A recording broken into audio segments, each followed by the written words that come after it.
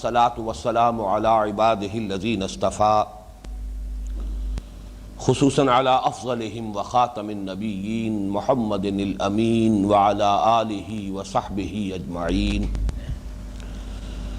اما بعد فاعوذ بالله من الشيطان الرجيم بسم الله الرحمن الرحيم وقالوا لن يدخل الجنة الا من كان هودا او نصارى تلك امانيهم قل هاتوا برهانكم ان كنتم صادقين بلى من اسلم وجهه لله وهو محسن فله اجره عند ربه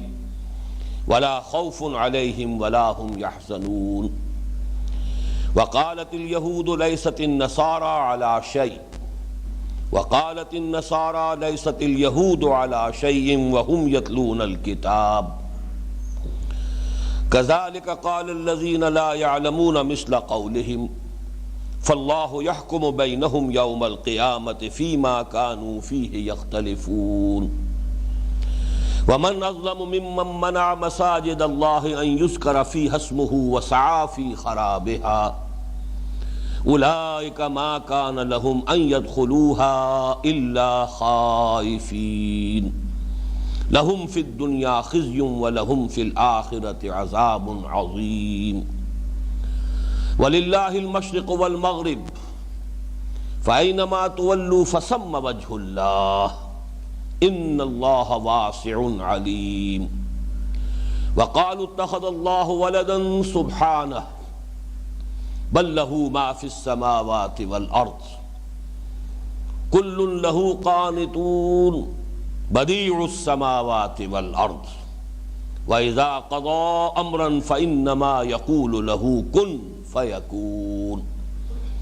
وقال الذين لا يعلمون لولا يكلمنا الله أو تأتينا آية كذلك قال الذين من قبلهم مثل قولهم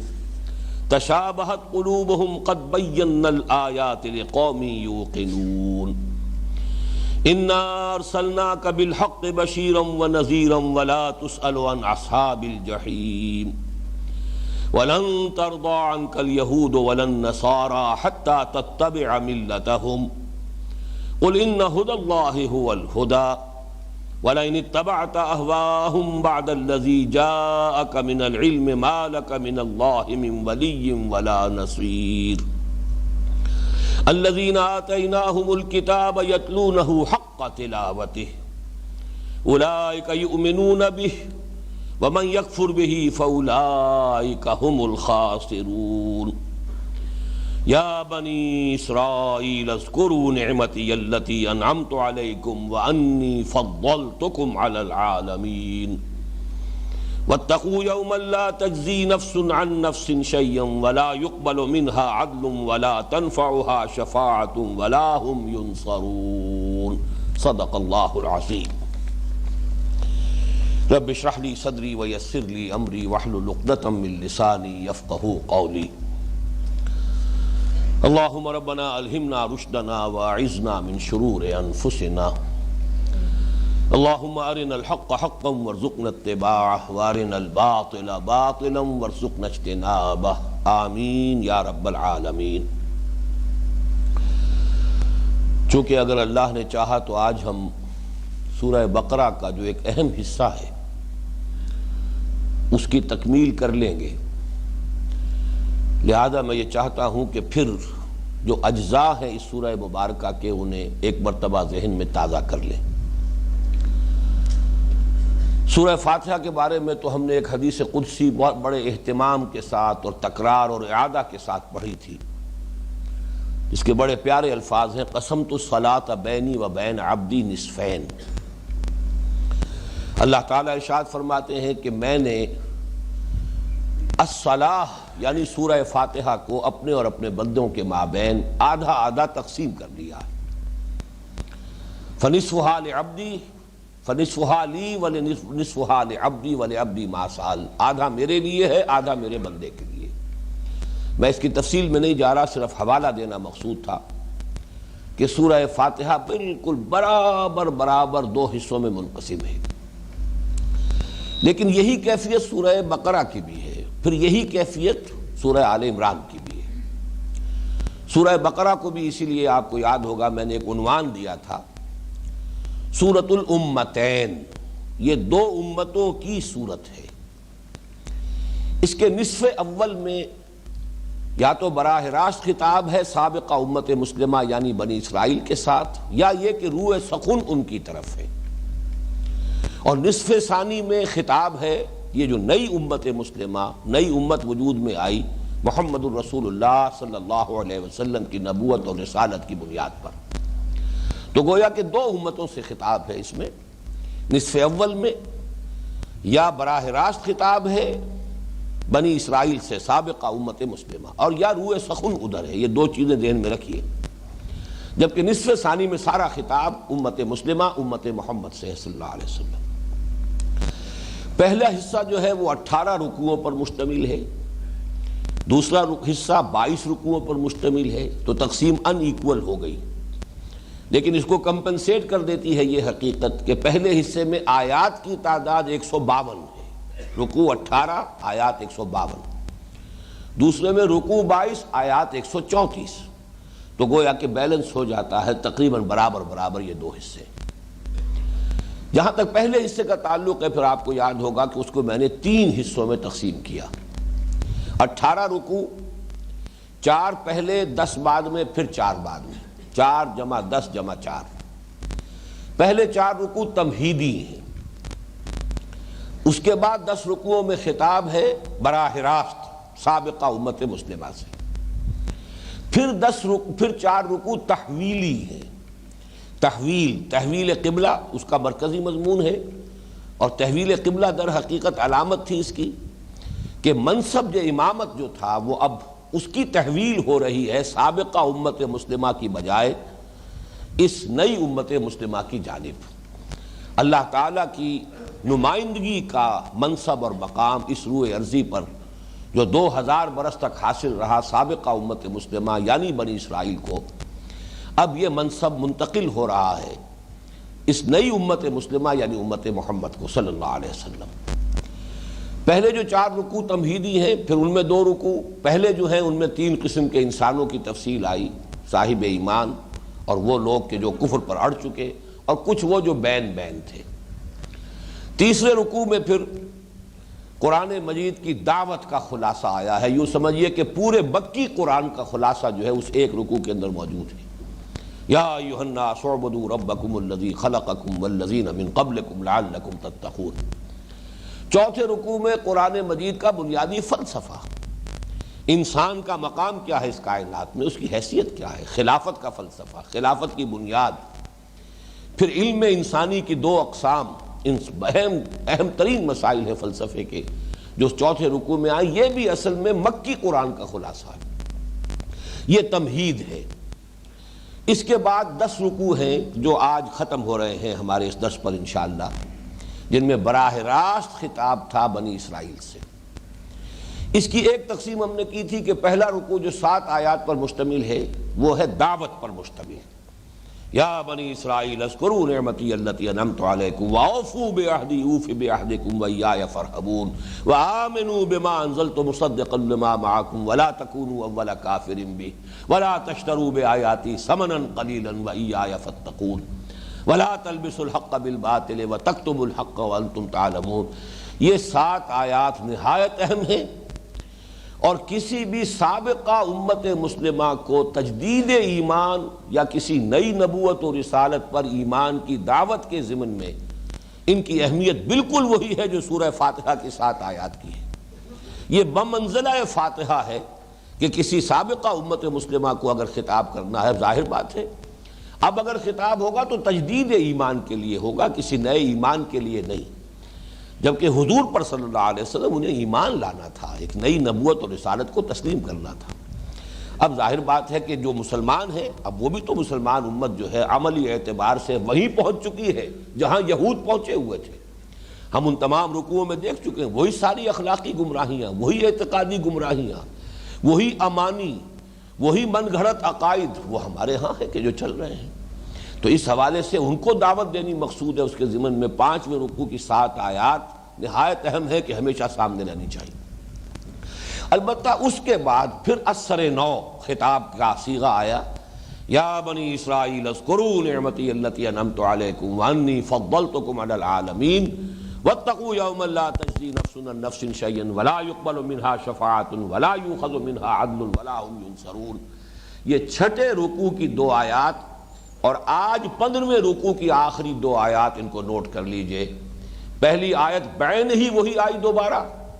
یہ گویا کہ کلوز ہو رہا ہے معاملہ، اب وہ پوری ڈسکشن یہاں آ کر ختم ہو رہی ہے جہاں سے شروع ہوئی تھی۔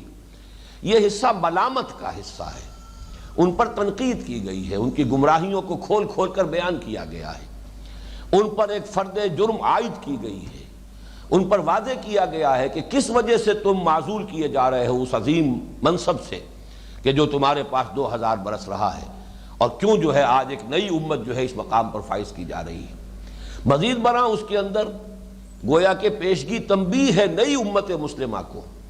کہ تم بھی دیکھ لو کہ سابقہ امت مسلمہ جو کسی اعتبار سے بھی تم سے کم نہیں تھی، انی فضلتکم علی العالمین، جن کے بارے میں 2 مرتبہ خود اللہ تعالیٰ نے فرمایا کہ ہم نے تمہیں تمام جہان والوں پر فضیلت دی، وہ امت اگر آج اس حال کو پہنچی ہے کہ معزول کی جا رہی ہے اور ضربت علیہم الذلۃ والمسکنۃ وباؤوا بغضب من اللہ، اگر اس مرتبے اور مقام کو پہنچی ہے، اس طرح پاتال میں گری ہے، تو کن چیزوں کی وجہ سے گری ہے؟ کیا ان کی گمراہیاں تھیں؟ کیا ان کی بدعمالیاں تھیں؟ کیا ان کی اللہ تعالیٰ کے ساتھ بد عہدیاں تھیں؟ تو اس کو اچھی طرح سوچ لو، مبادا تم بھی انہی راستوں پر چلو، جیسے کہ حضور نے پھر خبر بھی دی ہے کہ چلو گے تم بھی لا محالہ،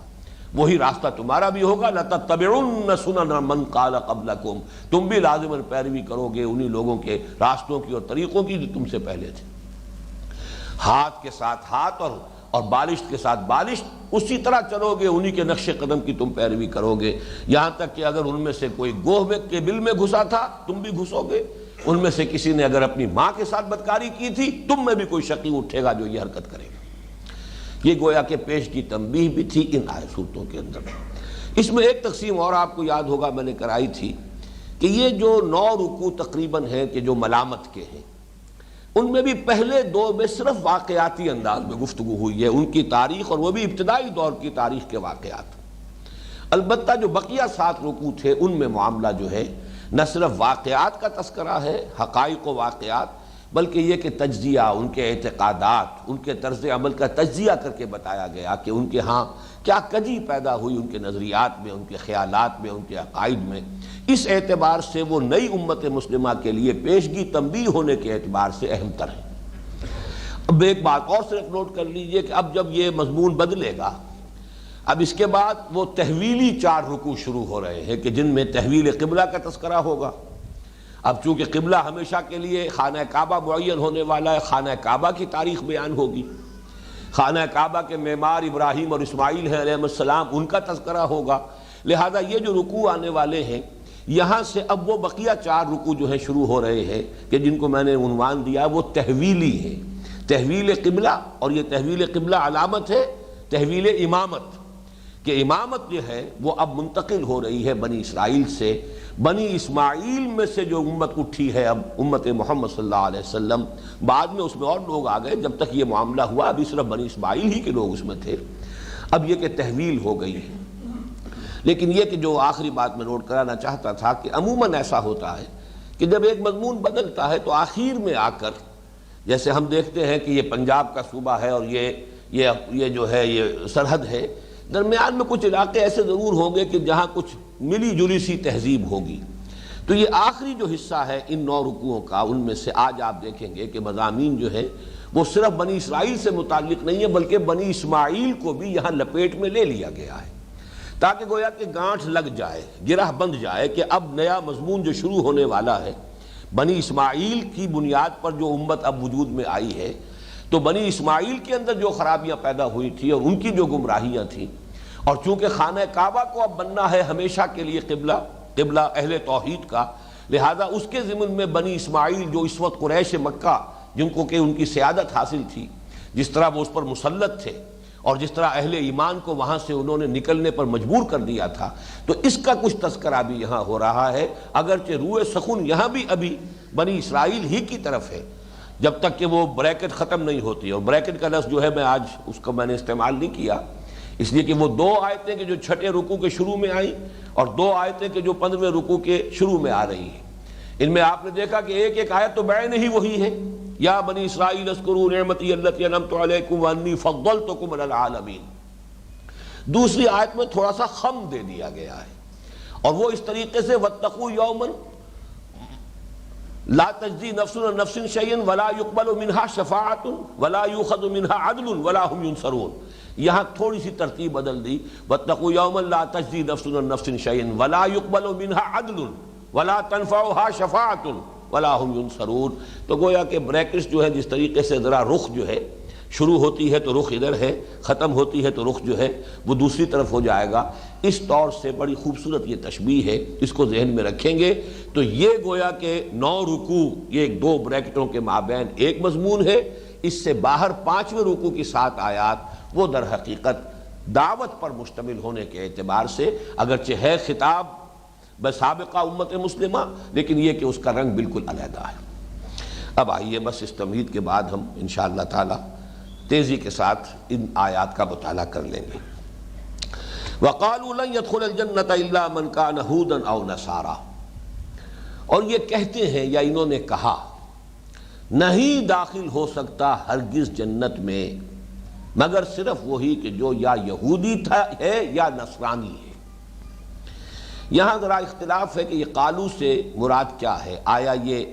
ان دونوں کا مشترک قول ہے یا یہ کہ قالو میں ایک قائل ہے یہود کے وہ کہتے ہیں کہ جنت میں داخل نہیں ہو سکتا مگر صرف یہودی، اور دوسرا قول ہے نصارہ کا کہ جنت میں نہیں داخل ہو سکتا مگر صرف نصرانی یا عیسائی. یہ دونوں امکانات یہاں موجود ہیں. یہ بھی ہو سکتا ہے کہ دونوں کے علیحدہ علیحدہ قول یہاں پر نقل کیے گئے ہوں، لیکن ان کو بیان ایسے کر دیا گیا گویا کہ یہ ان کا اجتماعی قول ہے. اور یہ بھی ہو سکتا ہے، اور یہ بات زیادہ قرین قیاس ہے، کہ در حقیقت مسلمانوں کی مخالفت میں ان کا گٹھ جوڑ، اگرچہ آگے چل کر وہ آیت آ رہی ہے کہ ایک دوسرے کی نفی جب کرتے ہیں تو صاف کہتے ہیں قالت الیہود لیست النصارى علی شیء وقالت النصارى لیست الیہود علی شیء. یہود کہتے ہیں نصارہ کی کوئی بنیاد نہیں، کوئی جڑ نہیں، کوئی حیثیت نہیں، بے بنیاد ہے ان کا دین، ان کی ملت، ان کی حیثیت. اور نصرانی کہتے ہیں کہ یہود کسی بنیاد پر نہیں، ان کی کوئی جڑ بنیاد نہیں. لیکن یہ کہ مسلمانوں کی مخالفت میں آ کر ان کا اس طرح کا گٹھ جوڑ ہو گیا ہے کہ یہ گویا کہ اب آپس میں ایک متحدہ بحث بنا کر کہہ رہے ہیں وَقَالُوا لَن يَدْخُلَ الْجَنَّةَ إِلَّا مَنْ كَانَ هُودًا أَوْ نَصَارَىٰ. جنت میں تو داخل ہو ہی نہیں سکتا کوئی مگر وہ کہ جو یا یہودی ہو اور یا نصرانی ہو. یہاں اب اس پر تبصرہ کیا گیا تِلْكَ أَمَانِيُّهُمْ. یہ لفظ اس سے پہلے بھی اس سلسلہ کلام میں آ چکا ہے. امانی امنیہ کی جمع ہے. امنیہ یہ ہمارے جو اردو میں لفظ تمنا استعمال ہوتا ہے، تمنا در حقیقت اسی مادے سے یہ لفظ ہے جسے کہا جائے گا وشفل تھنکنگ، من گھڑت خیالات. انسان کبھی کبھی اپنی خواہش کو عقیدے کا رنگ دے لیتا ہے، چاہتا ہے کہ ایسا ہو لیکن آٹو سجیشن کے ساتھ وہ سمجھتا ہے کہ ایسا ہے. حقیقت میں وہ اس کی آرزو یا خواہش ہوتی ہے، لیکن اسی کو سائیکالوجی میں آٹو سجیشن کہا جاتا ہے. جب آپ اپنی ایک آرزو کو اس طریقے سے پکاتے رہیں گے اور بار بار دہراتے رہیں گے، تکرار کرتے رہیں گے، تو خود آپ اپنے آپ کو دھوکہ دینے میں کامیاب ہو جائیں گے کہ ایسا ہونا چاہیے نہیں بلکہ ایسا ہے فی الواقع. اس طریقے سے وہ فالس عقائد جو ہیں وہ وجود میں آتے ہیں کہ در حقیقت ان کی بنیاد کسی علم پر نہیں بلکہ در حقیقت ان کی بنیاد جو ہے وہ ان کی خواہشات پر ہے، وشفل تھنکنگ پر ہے. تِلْكَ أَمَانِيُّهُمْ قُلْ هَاتُوا بُرْهَانَكُمْ إِن كُنتُمْ صَادِقِينَ. کہیے اے نبی ان سے لاؤ دلیل تمہاری، کوئی دلیل ہے اگر تم سچے ہو تو دلیل لاؤ، اپنی کتابوں سے دلیل لاؤ. قرآن کا یہ چیلنج جو ہے بہت ہی اہم ہے کہ خود اپنی کتابوں سے کوئی دلیل پیش کر دو. یہ اس قدر تمہارا کیٹیگوریکل سٹیٹمنٹ جو ہے کہ جنت میں تو کوئی داخل ہو ہی نہیں سکتا. حالانکہ دیکھیے اس قدر نامعقول بات ہے کہ یہودیت اور نصرانیت سے پہلے ابراہیم علیہ السلام جو دونوں کے نزدیک محترم ہے، جیسے کہ آگے چل کر آپ دیکھیں گے اسی سورہ بقرہ میں آئے گا کہ غور کرو کیا ابراہیم یہودی تھے یا نصرانی تھے، کیا تھے؟ ماں کانا، اگلی صورت میں سورہ آل عمران میں ماں کانا ابراہیم و یہودی ولا نصرانی. اگر تو تم نے یہی سمجھا ہے کہ جنت میں داخلہ جو ہے وہ گویا کہ یہودیوں اور نصرانیوں ہی کے لیے بس خاص ہے، تو پھر حضرت ابراہیم کے بارے میں کیا کہو گے، یا ان سے پہلے کے انبیاء کے بارے میں کیا کہو گے؟ تو در حقیقت یہ تمہاری بالکل بے بنیاد پادر ہوا قسم کے خیالات ہیں، تمہاری وشفل تھنکنگ ہے جس سے تم نے عقائد کا رنگ دے دیا ہے۔ قُلْ هَاتُوا بُرْهَانَكُمْ إِن كُنتُمْ صَادِقِينَ، بلا۔ اب وہ قاعدہ بیان ہو رہا ہے اصل میں، اور اس کے لیے یاد کیجئے کہ یہ جو سلسلہ کلام تھا اس میں 8ویں رکوع کی پہلی جو آیت آئی تھی، آیت نمبر 62، جس پر بڑی مفصل گفتگو ہم نے کی تھی، ان الذین آمنوا والذین ہادوا والنصارى والصابئین من آمن باللہ والیوم الآخر وعمل صالحا فلہم اجرہم عند ربہم ولا خوف علیہم ولا ہم یحزنون۔ بہت اہم آیت تھی جس کو کہ اگرچہ لوگوں نے بہت غلط معنی اس سے اخذ کرنے کی کوشش کی ہے، لیکن اس بحث میں اس وقت نہیں جا رہا۔ لیکن جو آیت وہاں شروع ہوئی تھی 8ویں رکوع سے، در حقیقت ان 9 رکوعوں کی جو تقسیم میں نے کی ہے کہ ان میں بھی 2 علیحدہ ہیں اور 7 علیحدہ ہیں، تو ان 7 رکوعوں کا آغاز بھی اس مضمون سے ہو رہا ہے، اختتام پر پھر یہ مضمون آ گیا کہ اللہ تعالیٰ کے ہاں قاعدہ جو ہے جنت میں کسی کے داخلے کا اور کسی کے اخروی کامیابی اور نجات کا، وہ در حقیقت کسی گروہ کے ساتھ اس کا کوئی تعلق نہیں ہے۔ ظاہر بات ہے کہ اپنے دور کے اندر حضرت موسیٰ علیہ السلام کی امت وہی امت مسلمہ تھی، پھر حضرت مسیح آ گئے تو اب نصارہ جو ہے وہ امت مسلمہ ہے، پھر حضور صلی اللہ علیہ وسلم کی بعثت کے بعد اب امت محمد صلی اللہ علیہ وسلم وہ امت مسلمہ ہے۔ تو یہ تو اصل میں در حقیقت عنوانات تو بدلتے رہیں گے، جیسے اولمپک ٹارچ ہے اسے لے کر ایک کھلاڑی دوڑ رہا ہے، ٹارچ وہی ہے،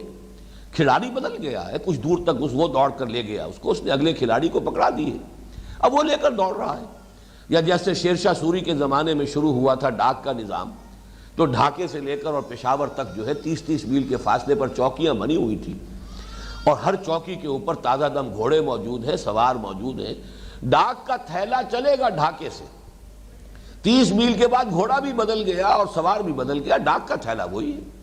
تو یہ تو دین ہے جو چلا آ رہا ہے، دین وہی ہے، دین تمام رسولوں کا ایک ہی ہے۔ شرع لکم من الدین ما وصی بہ نوحا والذی اوحینا الیک وما وصینا بہ ابراہیم وموسیٰ وعیسیٰ، یہ دین تو ہمیشہ سے ایک ہی رہا ہے۔ تو اس دین میں جو بھی امت کسی وقت آئی ہے، اس امت میں بھی محض امت میں شامل ہو جانا نجات کی دلیل نہیں ہے، بلکہ اس امت میں شامل بھی ہو اور پھر ایمان اور عمل صالح کا حق ادا کرے انسان، تب ہے در حقیقت نجات کا معاملہ، تب ہے جنت میں داخلے کا معاملہ۔ لہذا اب یہاں تبصرے میں فرمایا بلا من اسلم وجہہ للہ وہو محسن فلہ اجرہ عند ربہ ولا خوف علیہم ولا ہم یحزنون۔ کیوں نہیں، اللہ تعالیٰ کے ہاں تو نجات کا، فوز و فلاح کا مستقل قانون یہ ہے کہ جو شخص بھی اپنے آپ کو سپرد کر دیتا ہے اللہ کے، یہ اسلام کے لفظی معنی ہے سپرد کر دینا، گردن نہادن، گردن جھکا دینا، سرنڈر کرنا، سپردگی، اپنے آپ کو حوالے کر دینا، یہ اسلام کا اصل جو ہے مفہوم ہے۔ بلا من اسلم وجہہ للہ، جس نے اپنا چہرہ سپرد کر دیا، یہ چونکہ انسان کے جسم میں یہی اس کی شخصیت کا سب سے اہم جو ہے پہلو ہے، یہی اس کے ہاں اس کے پورے وجود کے اندر سب سے زیادہ عزت کی جگہ ہے، تو جس نے چہرہ جھکا دیا، چہرہ جو ہے کسی کے قدموں میں رکھ دیا، بلا من اسلم وجہہ للہ، یہ پوری شخصیت کے لیے گویا کہ ایک استعارے کے طور پر لفظ ہے چہرے کا۔ بلا من اسلم وجہہ للہ، کیوں نہیں، جو شخص بھی اپنے آپ کو، اپنے پورے وجود کو، اپنی پوری شخصیت کو اللہ کے سپرد کر دیتا ہے، وہو محسن، اس حال میں کہ نہایت بأحسن وجوہ، اس کا ترجمہ ہوگا بأحسن وجوہ ایسا کر رہا ہے، یعنی ایسا نہیں ہے کہ بس دھوکہ دینے کے لیے کر رہا ہے، ایسا نہیں ہے کہ بس وقتی ایک مصیبت ہے کہ جس کو ٹالنے کے لیے کر رہا ہے، بلکہ یہ کہ دل سے کر رہا ہے، بدل و جان جسے ہم کہیں گے، وہ محسن، پورے احسن وجوہ کے ساتھ کر رہا ہے، فَلَهُ أَجْرُهُ عِنْدَ رَبِّهِ۔ اب وہ خواہ اپنے دور میں وہ اس حضرت موسیٰ علیہ السلام کی امت میں سے تھا، یا اس کے بعد پھر یہ ہے کہ وہ حضرت عیسیٰ علیہ السلام کی امت میں رہا، یا یہ کہ اس کے بعد حضرت محمد صلی اللہ علیہ وسلم کی امت میں آ گیا، یہ اس کا اضافی معاملہ ہے۔ اصل شے جو ہے وہ یہ ہے کہ اس کے اندر وہ ایمان اور وہ سپردگی، وہ اطاعت، اپنے آپ کو حوالے کر دینا اللہ کے، اور وہ بھی باحسن وجوہ، اگر یہ ہے تو اس کا اجر جو ہے اس کے رب کے پاس محفوظ ہے، ولا خوف علیہم ولا ہم یحزنون، اور ان کو لیے نہ کوئی خوف ہوگا اور نہ ہی وہ کسی حزن اور رنج سے دوچار ہوں گے۔ اب آ گئی وہ دوسری بات کہ یہ مسلمانوں کے مقابلے میں تو کہتے ہیں کہ یہودی اور نصرانی بس جنت میں جائیں گے اور کوئی نہیں جائے گا، لیکن وقالت الیہود لیست النصارى علی شیء، یہودی کہتے ہیں کہ نصارہ کی کوئی جڑ بنیاد ہی نہیں، لیست النصارى علی شیء، کوئی بنیاد نہیں۔ یہ اسلوب جو ہے سورہ مائدہ میں آئے گا بہت ہی اہتمام کے ساتھ، یا اہل الکتاب لستم علی شیء حتی تقیموا التوراۃ والانجیل وما انزل الیکم من ربکم، اہل کتاب تمہاری کوئی حیثیت نہیں، کوئی مقام نہیں، کوئی تمہاری ہم سے ہم کلام ہونے کی حیثیت بھی نہیں ہے، ہم سے دعا کرنے کا منہ نہیں ہے تمہارا جب تک کہ تم قائم نہیں کرتے تورات اور انجیل کو اور جو کچھ کے نازل کیا گیا ہے تمہاری طرف تمہارے رب کی جانب سے۔ گویا کہ وہاں آپ اہل القرآن کا لفظ اگر رکھ دیں تو وہ خطاب ہم سے بھی ہے، یا اہل القرآن لستم علی شیء حتی تقیموا القرآن، کیا دعائیں مانگتے ہو ہم سے، کیا مدد چاہتے ہو ہم سے، کیا ہم کلام ہوتے ہو ہم سے، تمہاری کوئی حیثیت نہیں ہے جب تک کہ تم قائم نہیں کرتے ہو قرآن کو۔ ہم نے تمہیں کتاب دی ہے، ہم نے نظام دیا ہے، ہم نے قانون دیا ہے، ہم نے شریعت دی ہے، اسے قائم کرو، تب در حقیقت اوفوا بعہدی اوف بعہدکم، میرے عہد کو تم پورا کرو تو پھر میں اپنے عہد کو پورا کروں گا۔ یہ تو دو طرفہ معاملہ ہے، ان تنصروا اللہ ینصرکم ویثبت اقدامکم، اگر تم اللہ کی مدد کرو گے تو اللہ تمہاری مدد کرے گا، اور اگر تمہاری ساز باز اللہ کے دشمنوں کے ساتھ ہے، تمہاری ساری وفاداریاں اللہ کے باغیوں کے ساتھ ہیں، تو ظاہر بات ہے کہ اب تمہارا ہمارا کوئی سروکار نہیں۔ باں قوم سروکار نہ دارد، اقبال نے یہی لفظ استعمال کیا ہے کہ اللہ تعالیٰ اس قوم سے کوئی سروکار ہی نہیں رکھتا، باں قوم سروکار نہ دارد، اللہ کا کوئی سروکار ہی نہیں۔ بہرحال وہ موضوع دوسرا ہے جس پر کہ یہ مصرع آیا ہے وہاں۔ وقالت الیہود لیست النصارى علی شیء وقالت النصارى لیست الیہود علی شیء، اور نصارہ کہتے ہیں کہ یہود کی کوئی حیثیت نہیں۔ ظاہر بات ہے کہ ان کے مابین جو دشمنی رہی ہے،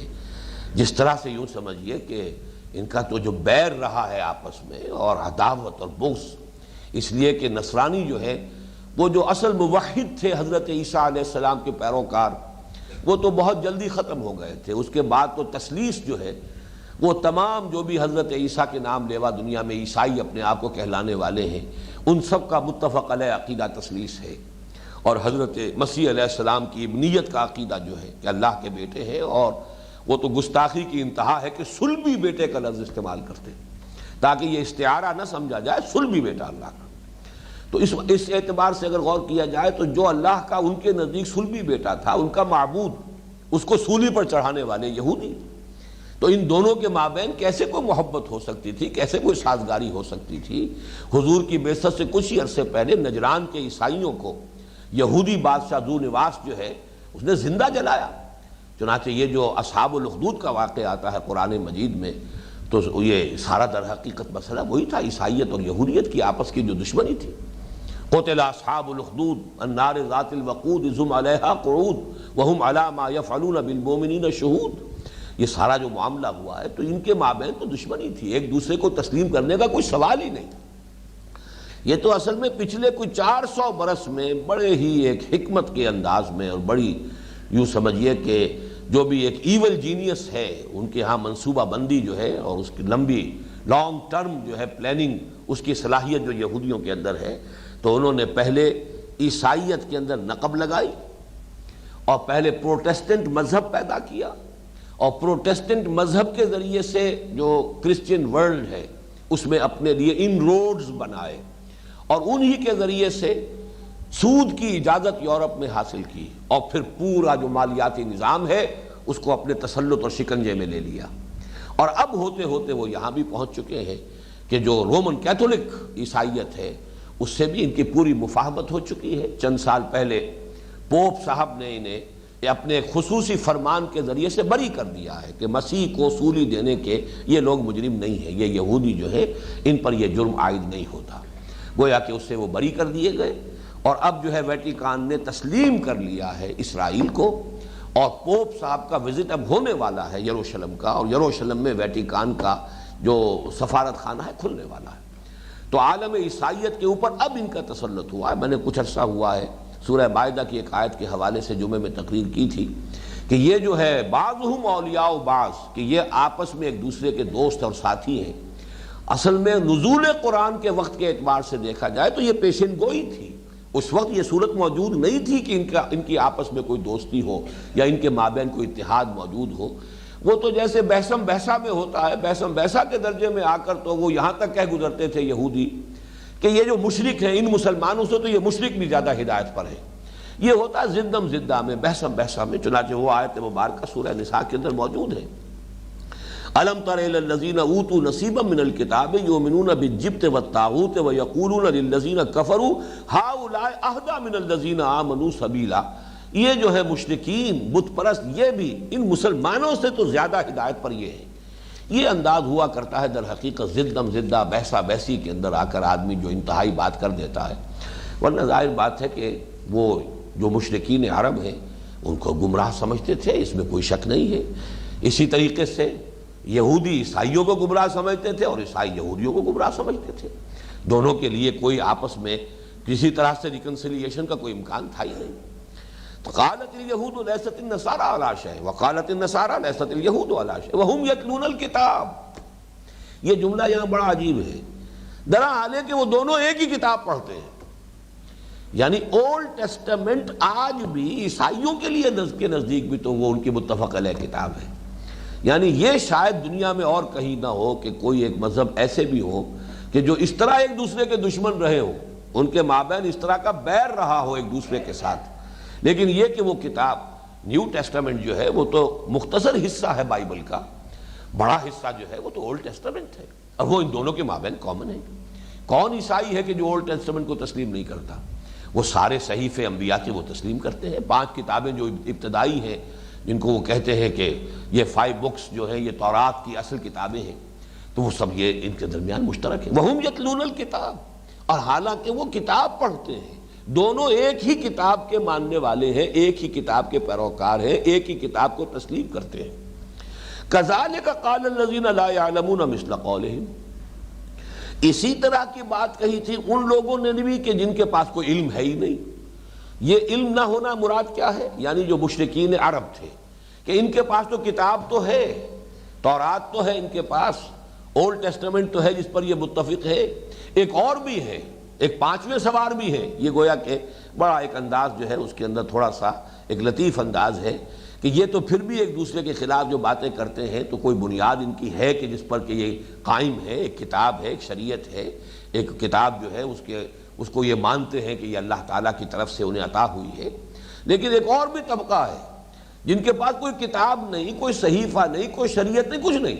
کذالک قال الذین لا یعلمون مثل قولہم، وہ بھی انہی کی سی باتیں کرتے ہیں۔ یعنی ان کا کہنا یہ تھا کہ نہ یہودیوں کی کوئی بنیاد، نہ عیسائیوں کی کوئی بنیاد، نہ مسلمانوں کی کوئی بنیاد، اصل دین تو ہمارا ہے، ہم ہیں اصل میں جو چونکہ وہ کہتے تھے کہ ہم ملت ابراہیمی پر ہیں، ہم حنیفی ہیں، ہم ہیں ابراہیم کے اصل جو ہے وارث، ابراہیم کی ملت اور ابراہیم کے طریقے کے، لہذا اصل دین ہمارا ہے۔ کذالک قال الذین لا یعلمون مثل قولہم، اسی طرح کہتے ہیں وہ لوگ بھی جن کے پاس سرے سے کوئی علم ہے ہی نہیں، کوئی کتاب نہیں، کوئی صحیفہ نہیں، کوئی شریعت نہیں، نام کو بھی نہیں، جھوٹ موٹ کو بھی نہیں، وہ بھی کہتے ہیں اسی طرح کی بات۔ فاللہ یحکم بینہم یوم القیامۃ فیما کانوا فیہ یختلفون، تو اب اللہ تعالیٰ ہی فیصلہ کرے گا ان کے مابین قیامت کے دن ان تمام چیزوں میں جن میں یہ اختلاف کرتے رہے تھے۔ یعنی یہ کہ اس کے لیے اللہ تعالیٰ نے قیامت کا دن رکھا ہوا ہے۔ دنیا جو ہے یہ دارالامتحان ہے، یہاں جو کوئی جو کچھ کر رہا ہے، جو جس کا چوائس ہے کرے، اللہ تعالیٰ کی طرف سے اسے آزادی دی جاتی ہے، کرے اپنے حق میں جو چاہے بولے، کانٹے بولے، یا اپنے لیے کوئی گل و گلزار کا اہتمام کر لے اخروی زندگی کے لیے۔ بہرحال یہاں کی تو جو بھی ہے جس طرح چاہے وہ دھوکہ اپنے آپ کو دے اور دھوکہ دوسروں کو دیتا رہے، لیکن بہرحال فیصلے کا دن ایک آ کر رہے گا۔ فاللہ یحکم بینہم یوم القیامۃ فیما کانوا فیہ یختلفون، اسی کو کہا گیا ہے قرآن مجید میں دوسرے مقام پر، کل حزب بما لدیہم فرحون، ہر گروہ، ہر جماعت، ہر مذہب کے لوگ جو کچھ ان کے پاس ہے بس اس پر اترا رہے ہیں اور اسی پر نازاں ہیں، اسی پر شاداں و فرحاں ہیں، اسی کو اپنے لیے کافی سمجھ کر بیٹھے ہوئے ہیں۔ یعنی یہ کہ تقلیدی ذہن لے کر لوگوں کی عظیم اکثریت زندگی گزار دیتی ہے، کوئی تحقیقی انداز میں جاننے کی کوشش کرنے والے کہ اصل حق کیا ہے بہت کم ہوتے ہیں۔ اب وہ سلسلہ شروع ہو رہا ہے جو میں نے عرض کیا تھا کہ یہ پنجاب اور سرحد کے مابین جو ایک تہذیب آ جاتی ہے، یہ ہمارا جو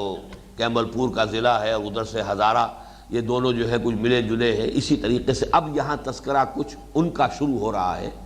کہ جو اصل میں مکے کے لوگ، خاص طور پر قریش، اگرچہ عمومی انداز میں باتیں آئیں گی لیکن اس میں روئے سخن آپ دیکھیں گے اب رفتہ رفتہ ادھر ہو رہا ہے، بات کا جو ہے رخ ادھر جا رہا ہے، اس لیے کہ اب خانہ کعبہ کی بات ہونی ہے، حضرت ابراہیم کی بات ہونی ہے، پھر اس کے قبلہ بنائے جانے کی بات ہونی ہے، لہذا اب یہاں سے شروع کیا گیا وَمَنْ أَظْلَمُ مِمَّنْ مَنَعَ مَسَاجِدَ اللَّهِ أَنْ يُذْكَرَ فِيهَا اسْمُهُ وَسَعَى فِي خَرَابِهَا۔ وَمَنْ أَظْلَمُ، اور کون ہوگا زیادہ ظالم، زیادہ بڑا ظالم اس شخص کے مقابلے میں یا ان لوگوں کے مقابلے میں، یہ من واحد کے لیے بھی آتا ہے، جمع کے لیے بھی، مِمَّنْ مَنَعَ مَسَاجِدَ اللَّهِ، جنہوں نے محروم کر دیا اللہ کی مسجدوں کو، أَنْ يُذْكَرَ فِيهَا اسْمُهُ، کہ اس میں ذکر کیا جائے، نام لیا جائے اس کا، اس کے نام کا ذکر کیا جائے، وَسَعَى فِي خَرَابِهَا، اور اس کی بربادی اور اس کی ویرانی کے لیے جنہوں نے سعی و جہد کی۔ اب یہ یوں سمجھیے کہ ایک جنرل سٹیٹمنٹ ہے، ظاہر بات ہے اللہ کی مسجدیں جو تعبیر کی گئیں اللہ کی عبادت کے لیے، کہ اللہ کا نام لیا جائے، تسبیح و تحلیل ہو اس میں، رکوع و سجود کے لیے بنائی گئی ہیں۔ اب ظاہر بات ہے کہ وہاں کوئی شخص آڑے آ جائے، لوگوں کو وہاں عبادت کرنے سے روکے، اب لوگوں کو روک رہا ہے، گویا کہ مسجدوں کو محروم کر رہا ہے اس سے کہ انہیں آباد کیا جائے۔ وہ مسجدوں کی آباد کاری ہے کہ وہاں پر اللہ کے نام لیا جا رہا ہو، تحلیل اور تکبیر اور تسبیح ہو رہی ہو، تو گویا کہ بڑا ظلم ڈھا رہا ہے اللہ کی مسجدوں کے اوپر کہ وہاں جو ہے ذکر الہی کے آڑے آ رہا ہو، یا یہ کہ اس کو اس کی تخریب کے در پہ ہو، اس کی بربادی، یا یہ کہ اس کی ویرانی کے در پہ ہو، تو اس سے بڑھ کر ظالم اور کون ہوگا۔ لیکن یہاں یہ کہ اصل میں اس سے مراد کیا ہے، بعض مفسرین نے، بلکہ اکثر میں کہوں گا کہ انہوں نے اسے عام ہی لیا ہے اور پوری تاریخ بیان کی ہے کہ دنیا میں یہ ہوتا آیا ہے۔ جیسے آپ کو معلوم ہے کہ خانہ کعبہ کو گرانے کے لیے ابرہہ، حالانکہ وہ عیسائی تھا، عیسائی آیا تھا، وہ فوج لے کر اور ہاتھی لے کر کے خانہ کعبہ کو گرا دے، وہ تو اللہ تعالیٰ نے ایک خصوصی اپنی جو ہے اپنی قدرت کے ظہور کے ذریعے سے خانہ کعبہ کا اس وقت حفاظت کیا ہے۔ اسی طریقے سے 2 مرتبہ بیت المقدس جو ہے وہ گرایا گیا، اور وہ تو اس طرح گرایا گیا، بے حرمتی کی گئی، اس کو بالکل زمین بوس کیا گیا۔ ہیکل سلیمانی جو ہے، حضرت سلیمان نے جو عبادت گاہ بنائی تھی، چاہے اس کے لیے لفظ ٹیمپل استعمال ہوتا ہے لیکن حقیقت میں تو حضرت سلیمان اللہ کے نبی تھے، رسول تھے، انہوں نے عبادت گاہ بنائی تھی، وہ بھی مسجد ہی تھی، نام چاہے اس کے کوئی بھی لے لیے جائیں، لیکن یہ کہ در حقیقت ان کا بنایا ہوا جو بھی معبد تھا، عبادت گاہ تھی، وہ مسجد کے حکم میں تھی۔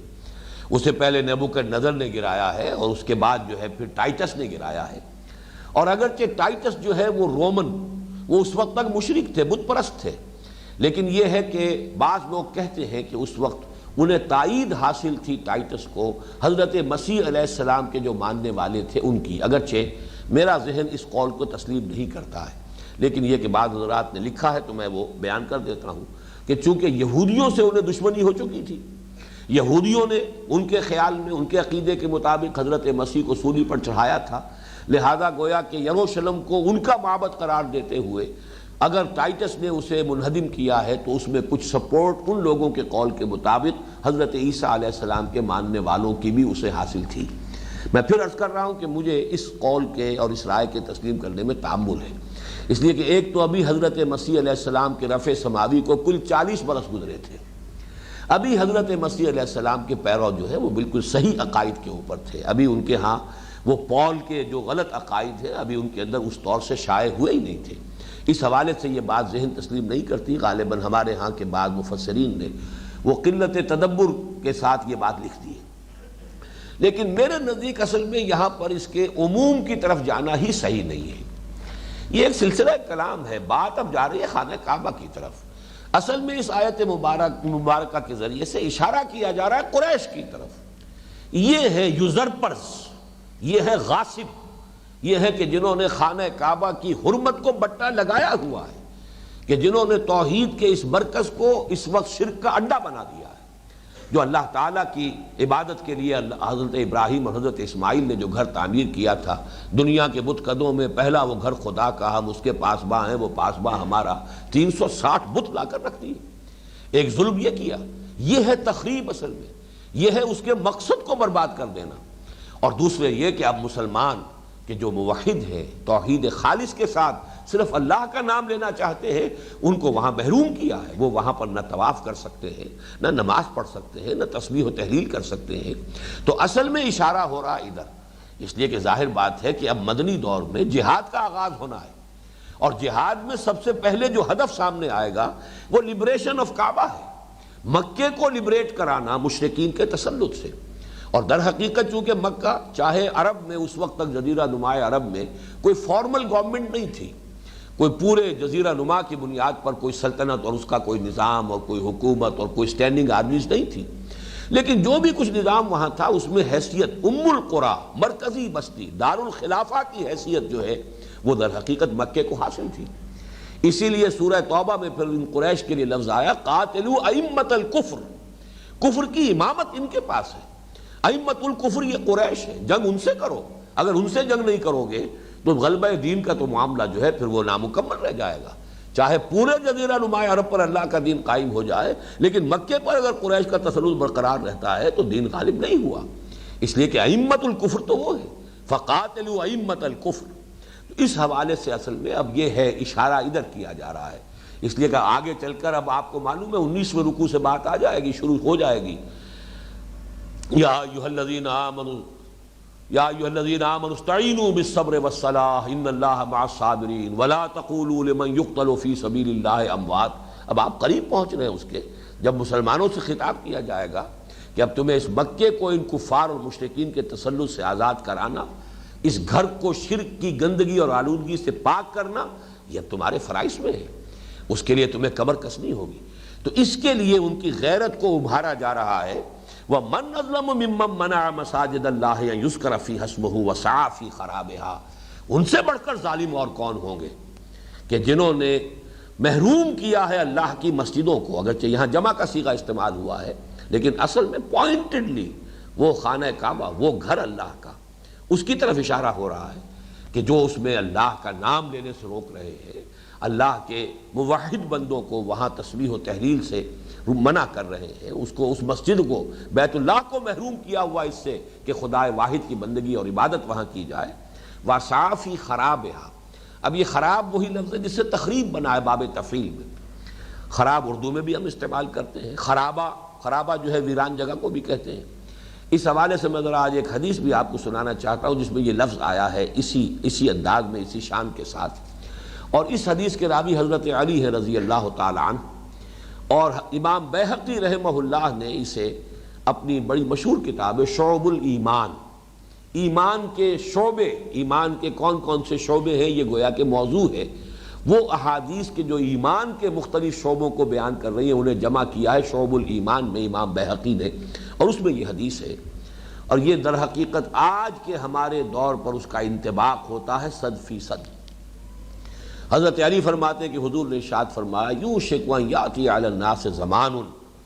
اندیشہ ہے کہ لوگوں پر ایک زمانہ ایسا بھی آ جائے گا، اب ذرا گنتے جائیے،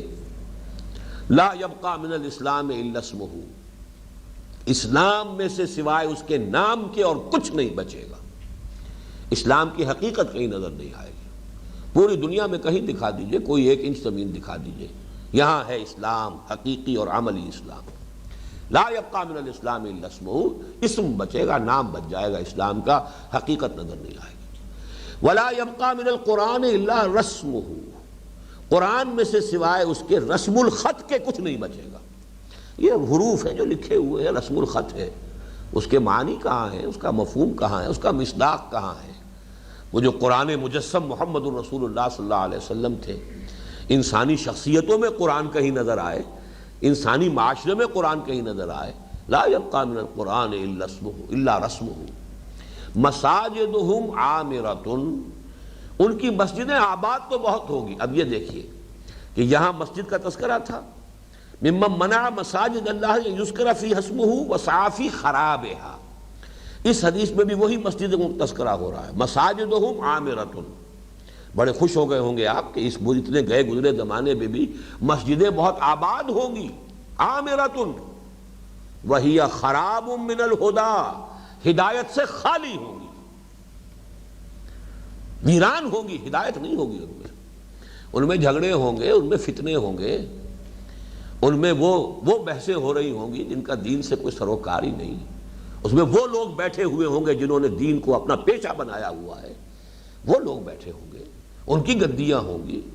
وَهِيَ خَرَابٌ مِّنَ الْهُدَىٰ، وہ لفظ خراب جو یہاں آیا ہے، وَمَنْ أَظْلَمُ مِمَّنْ مَنَعَ مَسَاجِدَ اللَّهِ أَن يُذْكَرَ فِيهَا اسْمُهُ وَسَعَىٰ فِي خَرَابِهَا۔ یہ خراب، یہ تخریب، معنوی تخریب ایک ہے کہ کسی کو گرا دینا، مسجد گرا دی، یہ بھی تخریب ہے مسجد کی، لیکن یہ کہ مسجد قائم ہے، اس کا مقصد جو ہے ختم ہو چکا ہے، اس کی اصل جو بنیاد ہے وہ ڈھائی جا چکی ہے، اس کے نظریات جو ہیں وہ کبھی کے وہاں سے نکالے جا چکے ہیں۔ تو مساجدہم عامرۃ، بڑی بڑی شاندار مسجدیں ہوں گی، قالین بچھے ہوں گے،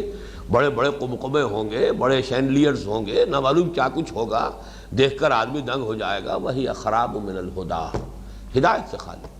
ویران۔ اور اب سب سے آخری بات، علماءہم شر من تحت عدیم السماء۔ عدیم چھت کو کہتے ہیں، چھلکے کو بھی کہتے ہیں، آسمان کی چھت جس کو آپ سیلنگ کہیں گے، چھت کا ایک حصہ ہوتا ہے روف اور ایک یہ، تو آسمان کی سیلنگ کے نیچے کی بدترین مخلوق علماء ہوں گے۔ علماءہم شر من تحت عدیم السماء،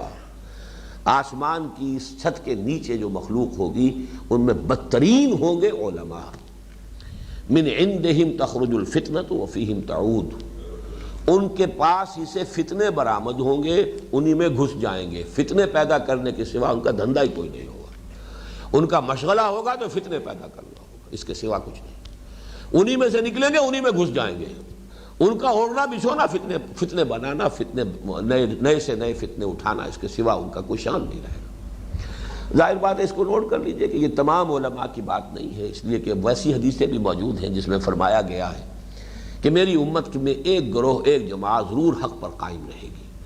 لا یزال طائفۃ قائمین علی الحق، میری امت میں ایک گروہ رہے گا۔ تو گروہ رہیں گے، علماء حق رہیں گے، اس سے دنیا خالی نہیں ہوگی، لیکن حکم الاکثر حکم الکل والی بات ہے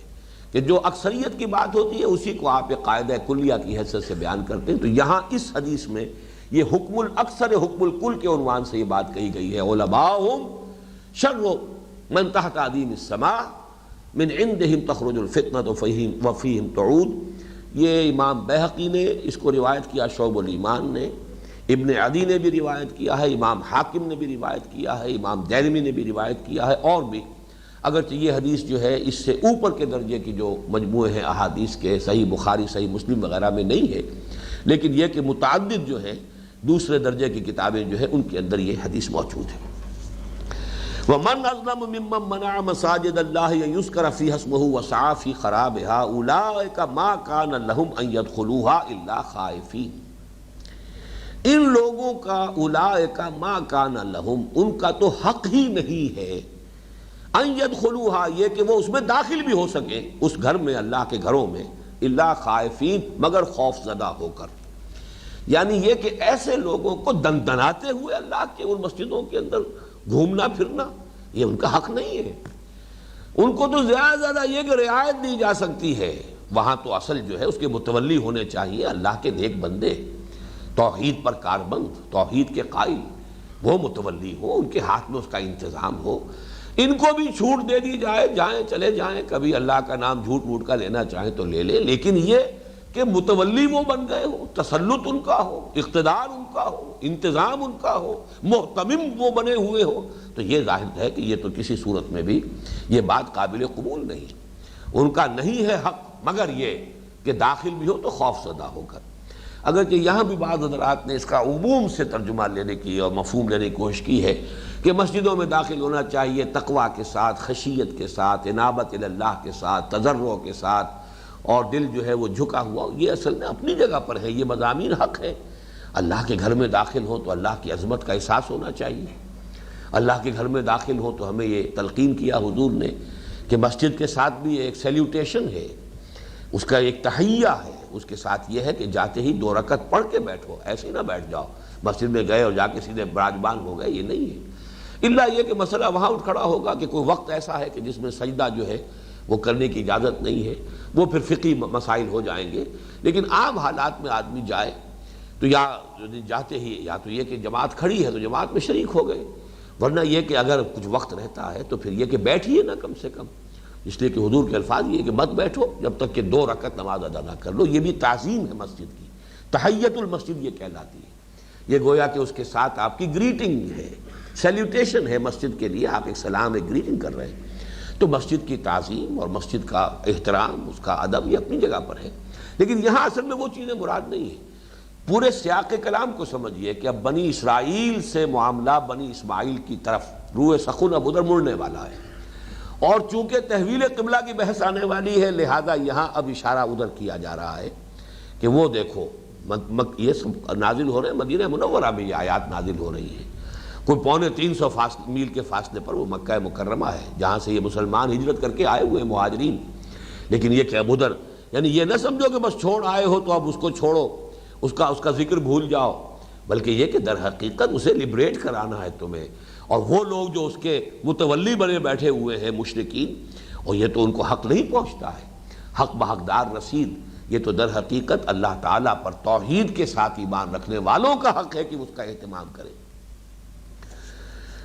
اولئک ما کان لہم ان یدخلوها الا خائفین، یہ ایسا ہی ہے جیسے کہ حضور صلی اللہ علیہ وسلم نے اگرچہ سن 8 میں مکہ فتح کر لیا، لیکن سن 8 میں بھی رمضان میں مکہ فتح ہوا، سن 8 ہجری میں، لیکن سن 8 میں رمضان کے بعد آپ کو معلوم ہے 2 مہینے کے بعد ہی تو پھر حج کا موسم آ گیا، لیکن آپ نے مشرکین کو بھی حج کرنے دیا، بلکہ اس سال حکمت آپ نے یہ برتی کہ انتظام بھی مشرکین کے ہاتھ میں رہنے دیا، بہت ہی گریجولی آپ نے اس کو چینج کیا ہے۔ اگلے سال سن 9 میں انتظام اپنے ہاتھ میں لے لیا، حضرت ابو بکر رضی اللہ تعالی عنہ کو مدینے سے امیر الحجاج بنا کر آپ نے بھیجا، قافلہ جو ہے مدینے سے آپ خود تشریف نہیں لائے،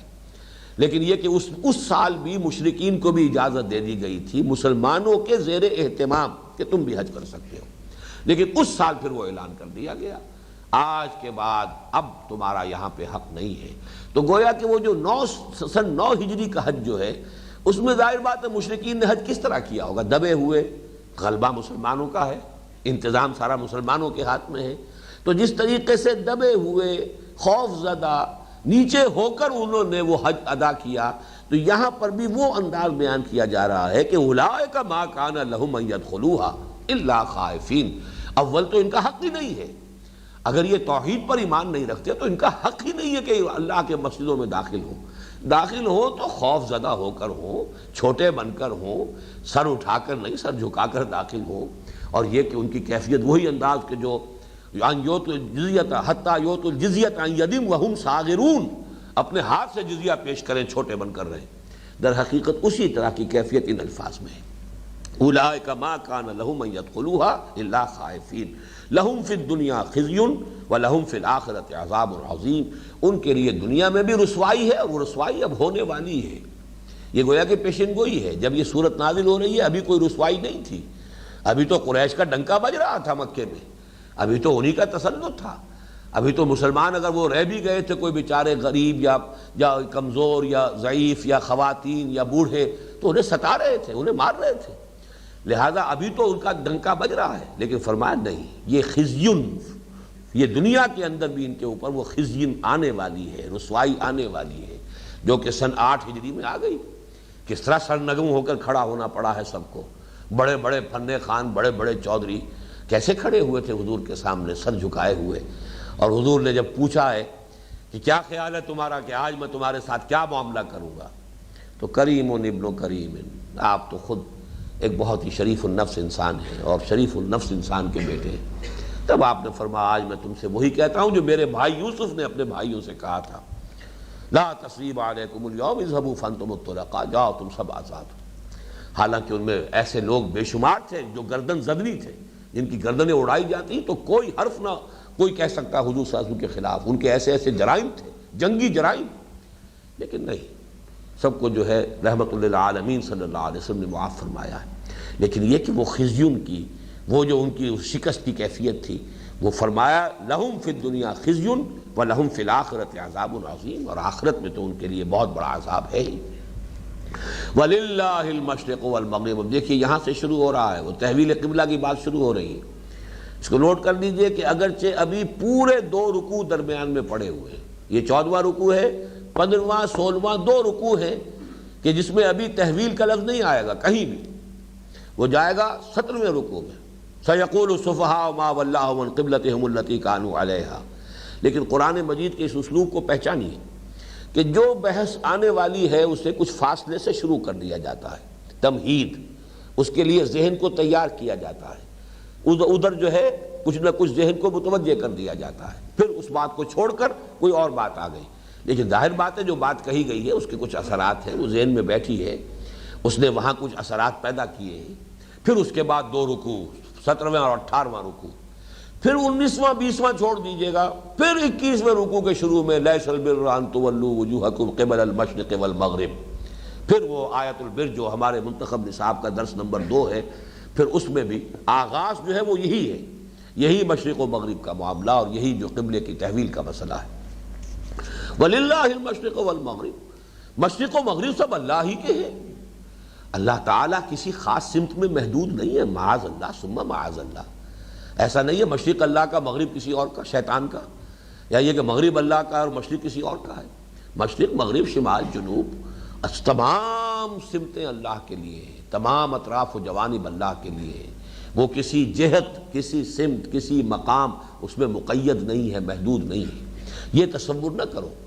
یہ جو مشرق و مغرب میں اگر کوئی ایک سمت مقرر کر دی جاتی ہے، یہ در حقیقت یکسانی پیدا کرنے کے لیے ایک انتظامی معاملہ ہے، اس کے لیے کسی چیز کو ایک علامت کے طور پر اختیار کر لیا جاتا ہے۔ ورنہ یہ کہ اگر فرض کیجئے کہ یروشلم اگر ادھر رخ کرنے کو کہا گیا تو یروشلم کی کسی عمارت کو سجدہ نہیں کیا جا رہا تھا، وہ صرف ایک ڈائریکشن کے تعین کے لیے ہے۔ اور اگر خانہ کعبہ کو بنا دیا جائے گا تو مسجود خانہ کعبہ نہیں ہے پرے سرحد ادراک سے اپنا مسجود، قبلے کو اہل نظر قبلہ نما کہتے ہیں۔ تو یہ حقیقت قبلے کی سامنے رہنی چاہیے، یہ نہیں سمجھنا چاہیے۔ لیکن ظاہر بات ہے کہ مذہبی معاملات میں عوام الناس جو ہیں وہ اتنی گہرائی میں نہیں جاتے، جن کی نگاہیں صرف ظواہر تک رہتی ہیں، ان کے ہاں پھر ان ظواہر کی اور مظاہر کی بڑی اہمیت ہو جاتی ہے، اور اس کے اعتبار سے بہت سینسٹیو ہوتے ہیں۔ ذرا سا اس میں فرق ہو جائے تو وہ تو معاملہ جو ہے قیامت آ جاتی ہے کہ یہ معاملہ پتہ نہیں کیا ہو گیا۔ تو یہ معاملہ جو ہے اس کی بہت نمایاں مثال ہے تحویل قبلہ، کہ پورے 2 رکوعوں میں بحث ہی ہوئی ہے صرف تحویل قبلہ پر۔ آج ہمیں اندازہ ہوتا ہے کہ ایسی کون سی بڑی بات تھی، لیکن واقعہ یہ ہے کہ اگر آپ سوچیں کہ وہ ماحول کیا تھا کہ جس میں یہ واقعہ پیش آیا، پھر یہ کہ لوگوں کے احساسات کیا تھے، اور عام جو عوام الناس ہوتے ہیں وہ کتنے سینسٹیو ہوتے ہیں ان چیزوں کے اندر، مظاہر اور ظواہر کے اعتبار سے، تو اس کا ایک اندازہ ہو سکتا ہے کہ اس بحث کو کس اہتمام سے، کس شان کے ساتھ اللہ نے، کس قدر یوں سمجھیے کہ تکرار کے ساتھ اس پر بحث کی ہے، کہ یہاں سے 2 رکوع پہلے بھی آیت آ گئی، 2 رکوع بعد بھی آئی، درمیان میں 2 رکوع مکمل ہیں جو تحویل قبلہ ہی سے بحث کرتے ہیں۔ وَلِلَّهِ الْمَشْرِقُ وَالْمَغْرِبُ فَأَيْنَمَا تُوَلُّوا فَثَمَّ وَجْهُ اللَّهِ، جدھر بھی رخ کر لو اللہ ہی کا رخ ہے۔ اور یہی معاملہ ہے جو ہمارے ہاں مثلا سفر کی نماز ہے، سفر میں ایک دفعہ یہ کہ کوشش کر لیجئے کہ جدھر بھی آپ سمجھے کہ اندازے سے کہ یہ رخ ہے خانہ کعبہ کا، کوشش امکانی حد تک، باقی اس کے بعد اگر آپ کی سواری کی ڈائریکشن چینج ہو گئی ہے کوئی پرواہ نہیں، کوئی اس سے فرق باقی نہیں ہوتا۔ تو اس حوالے سے ویسے تو یہ کہ بہرحال حتی الامکان رخ ضرور جو ہے ابتدا میں کر لینا چاہیے، لیکن یہ کہ اگر یقین سے بات معلوم نہیں ہے تو تب بھی کوئی پرواہ نہیں، جو بھی اندازے سے آپ کا جو بھی تخمینہ ہے اس کے مطابق رخ کر لیجیے، نماز پڑھ لیجیے۔ فَأَيْنَمَا تُوَلُّوا فَثَمَّ وَجْهُ اللَّهِ، ہر جا کنیم سجدہ میدان آستان رسد، اب جہاں کہیں سجدہ کرتے ہیں اسی آستانے تک پہنچ جاتا ہے۔ ہمارا وہ آستانہ جو ہے جس کو ہم سجدہ کر رہے ہیں، آستانہ خداوندی، وہ کسی سمت میں محدود نہیں ہے۔ فَأَيْنَمَا تُوَلُّوا فَثَمَّ وَجْهُ اللَّهِ إِنَّ اللَّهَ وَاسِعٌ عَلِيمٌ، اللہ بہت سمائی والا ہے، بڑی وسعت والا ہے۔ یعنی یہ تمہارے چھوٹے چھوٹے ذہن ہیں اور چھوٹے چھوٹے پیمانے ہیں، اس وجہ سے ان چھوٹے چھوٹے ذہنوں میں یہ چھوٹی چھوٹی باتیں بھی بہت بڑی ہو جاتی ہیں۔ یہ تو ریلیٹیو معاملہ ہے۔ اللہ بڑی سمائی، واسع، وسعت رکھنے والا، بڑی وسعت رکھنے والا ہے۔ اس وسعت کا کیا اندازہ آج کا انسان جو کر سکتا ہے، اس کائنات کی وسعت کا، اس کی پہنائی کا کوئی تصور نہیں، تو اس کے خالق کا کیا اندازہ انسان کرے گا۔ بڑی سے بڑی آپ بناتے جائیے ٹیلیسکوپس، اور معلوم ہوتا ہے جتنی بڑی ٹیلیسکوپ بنا لی اتنی ہی کائنات کی حدود اور آگے چلی گئی، کہیں اس کے آغاز کا، کہیں اس کے اختتام کا کوئی سرا آج تک انسان کے ہاتھ نہیں آیا۔ اور ابھی تو کہتے ہیں وہ پھیلتی جا رہی ہے، یہ تو ایکسپینڈنگ یونیورس ہے، اور کس تیزی کے ساتھ جو ہے وہ کتنے ہزار لائٹ ایئرز کے حوالے سے وہ پھیل رہی ہے، تیزی کے ساتھ بڑھتی چلی جا رہی ہے، جس طرح بھاگ رہی ہیں گیلیکسیز ایک دوسرے سے، اس کی رفتار جو ہے وہ اس وقت مجھے مستحضر نہیں ہے، اسی رفتار کو دیکھیں آپ تو وہ سر کو چکر آتا ہے کہ اس رفتار کے ساتھ یہ گیلیکسیز ایک دوسرے سے بھاگ رہی ہیں۔ اور یہ باتیں جو ہے یہ اب کوئی تخمینے والی باتیں تو نہیں ہیں، یہ ساری چیزیں کیلکولیٹڈ ہیں، ایک ایک چیز کا حساب موجود ہے، یہ چیزیں جو ہے اب کسی ظن و تخمین پر نہیں ہیں، بلکہ یہ کہ ان چیزوں کو تو انسان میئر کر رہا ہے، باقاعدہ ناپ تول ہے اس کا، اور ویریفائی کر سکتا ہے، ان تمام چیزوں کے لیے ویریفیکیشن ہے، ایکسپیریمنٹل نالج ہے، یہ ایسے ہی کوئی جو ہے وہ اپنا انسان کا ظن اور تخمین کا معاملہ نہیں ہے۔ واللہ واسع علیم، واسع ہے بہت وسعت والا، جدھر بھی سجدہ کرو اسی کو پہنچ جائے گا، اور علیم جہاں کہیں بھی سجدہ کرو گے اس کے علم میں ہے۔ لہذا یہ کہ ان معاملات کو اتنے براڈ پرسپیکٹو میں اگر رکھو گے تو پھر ان چیزوں کی وہ اہمیت جو ہے وہ اپنی جگہ پر آ جائے گی کہ اس کے بارے میں وہ سینسٹیوٹی ختم ہو جائے گی، وہ حساسیت ختم ہو جائے گی۔ اگرچہ جو طے کر دیا اللہ نے، اس کے رسول نے، اس کی پابندی کرنی ہے، لیکن یہ اصل میں پابندی اللہ اور اس کے رسول کے حکم کی ہے، اس شے کی نہیں ہے، بلکہ در حقیقت اللہ کا حکم، اللہ کے رسول کا حکم، وہ ہے اصل شے جس کی حکمت، جس کی کہ اہمیت ہے۔ وَقَالُوا اتَّخَذَ اللَّهُ وَلَدًا، اب یہ بھی دیکھیے، اگرچہ یہاں بھی عام آپ کریں گے تو یہ سب نے کیا ہے، اور انہوں نے کہا کہ اللہ نے اپنے لیے اولاد اختیار کی ہے، تو اولاد کی اختیار کرنے میں نصارہ نے بھی کہہ دیا کہ حضرت مسیح کو اللہ نے اپنا بیٹا بنایا ہے۔ یہود کے ہاں بھی ایک جماعت رہی ہے، اگرچہ یہود کا یہ کبھی بھی ایسا متفق علیہ عقیدہ نہیں رہا ہے جیسا کہ عیسائیوں کا بن گیا معاذ اللہ، یہ تو انتہا کو نکل گئے، لیکن یہ کہ وہاں بھی کبھی ایک عقیدہ کسی گروہ کا، کسی جماعت کا رہا ہے حضرت عزیر کے بارے میں علیہ الصلاۃ والسلام، قالت الیہود عزیر ابن اللہ وقالت النصارى المسیح ابن اللہ، لیکن یہ کہ یہاں بھی اصل اشارہ جو ہو رہا ہے در حقیقت وہ ہو رہا ہے اہل مکہ کی طرف۔ ان کا مین عقیدہ یہی تھا کہ وہ ان اپنی معبودوں کو وہ انہوں نے بیٹیاں اللہ کی قرار دیا تھا، فرشتوں کو خدا کی بیٹیاں قرار دے کر، اور ان کے نام پر اپنے یہ بت بنائے ہوئے تھے، لہذا ان کے اکثر بتوں کے نام جو ہے مؤنث پر ہیں۔ اللات، اللات الہ کا مؤنث ہے، العزیٰ، العزیز کا مؤنث ہے، اسی طریقے سے منات، لات و منات، یہ سب کے سب مؤنث ہیں، تو خدا کی بیٹیاں ہیں۔ تو ویسے تو یہ کہ قالوا اتخذ اللہ ولدا، اس میں آ جائیں گے، یہودیوں کا عقیدہ بھی آ گیا، اس کی بھی نفی ہو گئی، سبحانہ، پاک ہے وہ اس سے، یعنی یہ بات جو ہے اس کی شان میں بڑی گستاخانہ بات ہے، وہ بہت بلند اور اعلیٰ اور عرفہ ہے اولاد سے، اور اس کا سبب کیا ہے یہ نوٹ کر لیجئے، اس لیے کہ وما ينبغي للرحمن ان يتخذ ولدا، رحمان کے لیے تو شایان شان ہی نہیں کہ کسی کو اولاد بنائے، کیوں؟ اولاد کی ضرورت اسے ہوتی ہے جو خود فانی ہو، منطقی بات کو سمجھ لیجئے، جو میں فانی ہوں، میرے دل میں یہ خواہش ہے کہ اولاد ہو، میرا نام رہے گا، میرے اپنے وجود کا ایک تسلسل ہے، اولاد ہے کیا؟ انسان کے وجود کا تسلسل ہے، ایک حیوان کے وجود کا تسلسل ہے جو اس کی اولاد اس کے نسل کے ذریعے سے قائم ہے، لہذا ہر فانی ہستی کو اولاد کی احتیاج ہے، جو خود لا فانی ہے، اس کے لیے فنا نہیں ہے، وہ باقی ہے، ہمیشہ رہنے والی ہے، اس کے لیے کسی اولاد کی کوئی احتیاج ہی نہیں۔ تو یہ ما ينبغي للرحمن ان يتخذ ولدا، یہ سورہ مریم کی آیت ہے، رحمان کے شایان شان نہیں ہے یہ کہ وہ کسی کو اپنی اولاد بنائے، سبحانہ، وہ پاک ہے، بل لہ ما فی السماوات والارض، بلکہ حقیقت تو یہ ہے کہ آسمان اور زمین میں جو کچھ ہے اسی کا ہے، ملکیت ہے۔ اولاد کو تو آپ ملکیت کہہ بھی نہیں سکتے، اولاد تو پھر جب جوان ہو جاتی ہے، ہر ایک کی اپنی ایک پرسنالٹی ہے، اپنی پسند ہے، اپنے رجحانات ہیں۔ ابا جان اب میرا تو خیال یہ ہے، اب ابا جان اپنی جگہ پر سوچتے رہے کہ یہ میرا بیٹا،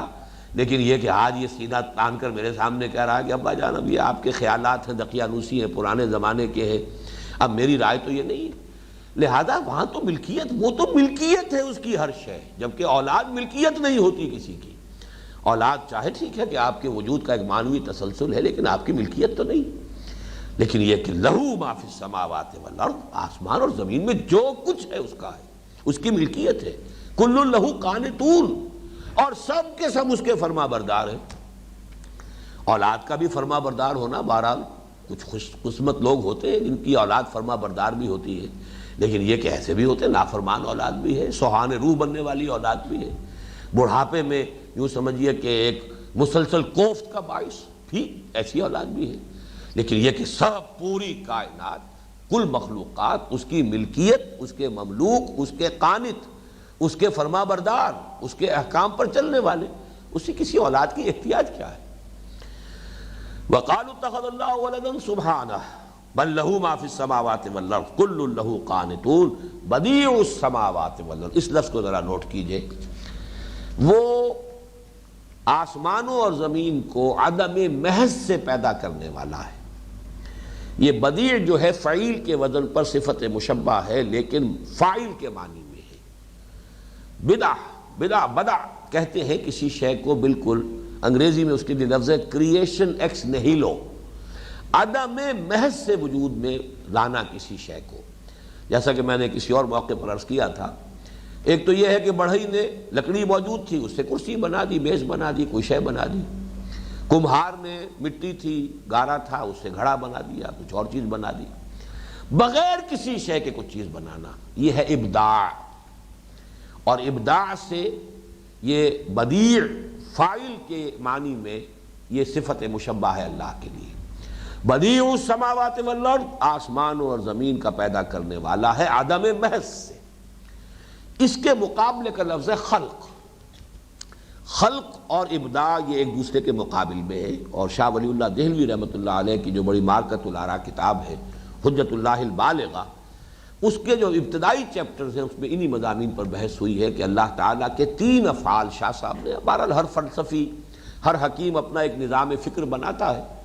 اس نظام فکر میں وہ جو پہلا چیپٹر ہے حجت اللہ کا، ان کے اپنے نظریات کے اعتبار سے اہمیت کا حامل ہے۔ 3 افعال انہوں نے اللہ کے بنیادی قرار دیے۔ ایک ہے ابداع، وہی عدم محض سے کسی شے کو پیدا کرنا۔ دوسرا ہے خلق، خلق ہے کسی شے سے دوسری شے کو بنانا۔ مٹی سے انسان بنایا، خلق الانسان من صلصال کالفخار، انسان کو بنایا ہے لیکن مٹی سے بنایا ہے۔ وہ مٹی کے جو وہ گارا، اور پھر ہم مسنون مختلف الفاظ آئے ہیں، وَخَلَقَ الْجَانَّ مِن مَارِجٍ مِّن نَار، جنات کو بنایا ہے آگ کی لپٹ سے۔ یہ جو لو ہوتی ہے، اوپر جو شعلے کے اوپر جو ایک تو اس کا لیومینس حصہ ہے جو نظر آتا، اور ایک ایسا حصہ ہوتا ہے انویزیبل، نظر نہیں آتا، وہ ہے جس سے کہ در حقیقت جنات کی جو ہے وہ تخلیق ہوئی ہے۔ یا اگرچہ قرآن میں نہیں ہے، حدیث میں ہے مسلم شریف میں کہ ملائکہ کو اللہ نے بنایا ہے من النور، نور سے بنایا۔ تو کسی شے سے کسی شے کو بنانا یہ خلق ہے، بغیر کسی شے کے وہ ابداع ہے۔ پھر اس خلق اور ابداع کے بعد تدبیر ہے، یدبر الامر من السماء الى الارض ثم يعرج الیہ فی یوم کان مقدارہ الف سنۃ مما تعدون۔ اب وہ تدبیر ہے، اس تخلیق اور ابداع کے ذریعے سے جو چیزیں آئی ہیں اب ان میں الٹ پھیر ہو رہا ہے۔ تلک الایام نداولھا بین الناس، اسی میں جو ہے آگے پیچھے، کسی کو آگے کسی کو پیچھے، وہ تدبیر ہے اللہ کی، وہ تدبیر۔ اور اس میں قرآن مجید کے 2 مقامات سے معلوم ہوتا ہے کہ 1000 برس جو ہے ہمارے انسانی تقویم کے، اس کی تدبیر اللہ کے ہاں طے پا جاتی ہے۔ کوئی اس کی ایک پلاننگ جو ہے، 5 سالہ منصوبہ ہمارا ہوتا ہے، 7 سالہ منصوبہ ہوتا ہے، اس اللہ تعالیٰ کی اس کائناتی جو بھی تدبیر ہے اس کا کوئی 1000 برس ہمارے حساب سے، اس کے حساب سے کوئی اللہ کی حکمت خصوصی جو ہے اس 1000 برس کے لیے معین ہو چکی ہوتی ہے۔ تو 3 جو افعال ہیں اللہ کے بنیادی، ابداع، خلق اور تدبیر، اس کو فرمایا بدیع السماوات والارض، وہ آسمانوں اور زمین کو پیدا کرنے والا ہے عدم محض سے۔ وَإِذَا قَضَىٰ أَمْرًا فَإِنَّمَا يَقُولُ لَهُ كُن فَيَكُونُ، اور وہ جب کسی معاملے کا فیصلہ کر دیتا ہے تو وہ کہتا ہے بس صرف یہ کہ ہو جا، اور وہ ہو جاتا ہے۔ یہ ہو جا اور ہو جاتا ہے، یہ تکوین کہلاتی ہے۔ ابداع اور تکوین میں کوئی ٹائم ایلیمنٹ اس میں شامل نہیں ہے، خلق میں ہمیشہ ٹائم ایلیمنٹ ہوگا۔ اس دونوں کو فرق کو نوٹ کر دیجئے۔ اسی لیے خلق السماوات والارض فی 6 ایام، آسمان اور زمین پیدا کیے ہیں 6 دنوں میں۔ خلق انسان کا اب جو بھی ہوا ہے وہ کسی طریقے سے آپ سمجھیے وہ ایولیوشن ہے یا میوٹیشن ہے یا جو بھی ہے، لیکن یہ کہ ٹائم اس میں لگا ہے انسان کی تخلیق میں۔ اسی طریقے سے ہر بچہ رحم مادر میں جو پرورش پا رہا ہے 9 مہینے لگتے ہیں اسے، جو بھی مدت ہے وہ مدت کے اندر۔ آم کا درخت ہے، اسے کچھ وقت چاہیے، گٹھلی سے لے کر اور وہ درخت بننے تک وہ وقت لگے گا اس کے اندر۔ اگرچہ اللہ تعالیٰ کی قدرت خاصہ اپنی جگہ پر موجود ہے، جب چاہے کسی کام کو کر دے پھر وہ تکوین ہوگا، یا یہ کہ عالم اسباب میں سے کسی ایلیمنٹ کی جگہ پر اللہ کا امر کن آ جائے۔ اس معنی میں اصل میں اس پر میں نے ایک مضمون بھی لکھا تھا کہ حضرت مسیح علیہ السلام کو خاص طور پہ کلمۃ اللہ کیوں کہا گیا، کلمۃ ہوں، اس لیے کہ ان کی تخلیق کے ضمن میں ایک خاص ایلیمنٹ جو باپ کا حصہ ہونا چاہیے تھا اس کی جگہ بھی اللہ کے ایک امر کن نے اس کو سبسٹیچیوٹ کیا ہے، اس لیے وہ خاص کلمہ ہو گیا، اللہ تعالیٰ کا ایک خاص کلمہ ہے، کلمتہ القاہا الی مریم، ایک خاص کلمہ ہے اللہ کا کہ جو اس نے القاء فرمایا مریم کی طرف۔ تو یہ کن جو ہے در حقیقت کسی بھی مادی سلسلے اسباب میں سے کسی ایک کڑی کا اگر وہ بدل بن جائے گا تو وہ گویا کہ وہاں پر اس کی جگہ پر ایک کلمے کی شکل بن جائے گی۔ تو بہرحال اسے نوٹ کر لیجئے، ابداع اور خلق کا فرق، اور ابداع اور تکوین یہ ایک ہی لفظ ہے، اور ان تکوین اور ابداع میں کوئی ٹائم ایلیمنٹ نہیں ہے،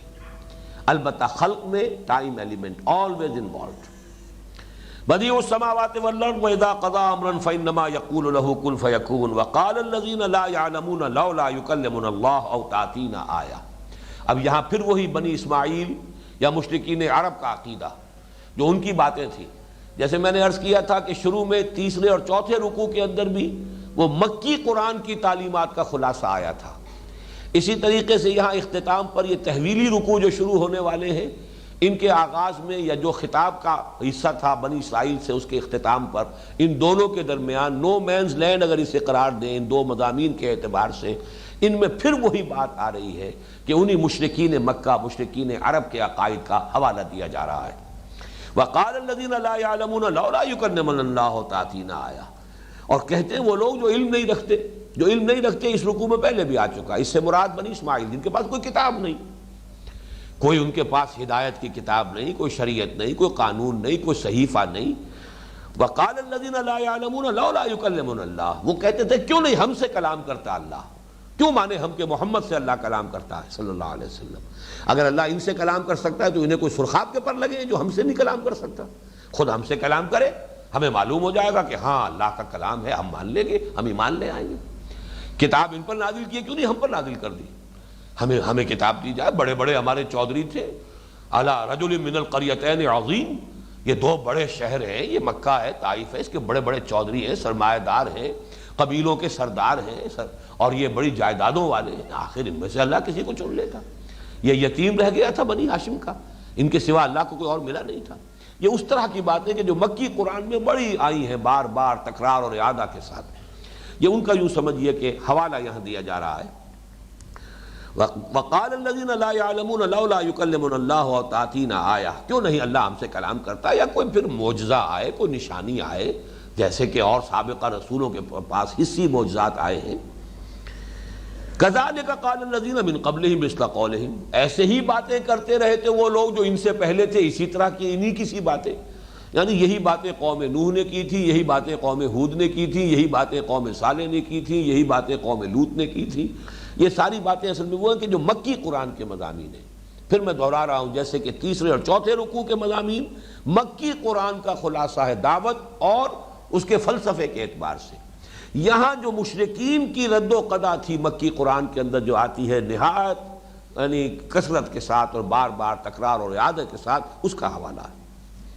تشابہت قلوبہم قد بینا الآیات لقوم یوقنون، ان کے دل آپس میں ایک دوسرے سے مشابہ ہو گئے ہیں، ان کے وہی احساسات ہیں، وہی اصل میں امراض ہیں ان کے دلوں کے اندر، وہی تکبر ہے، وہی حسد ہے، وہی جو ہے ہٹ درمی ہے۔ تشابہت قلوبہم، ان کے دل آپس میں مشابہ ہو گئے ہیں۔ قد بینا الآیات لقوم یوقنون، باقی ہم نے تو اپنی آیات کو پوری طرح واضح کر دیا ہے ان لوگوں کے لیے جو یقین کرنا چاہیں۔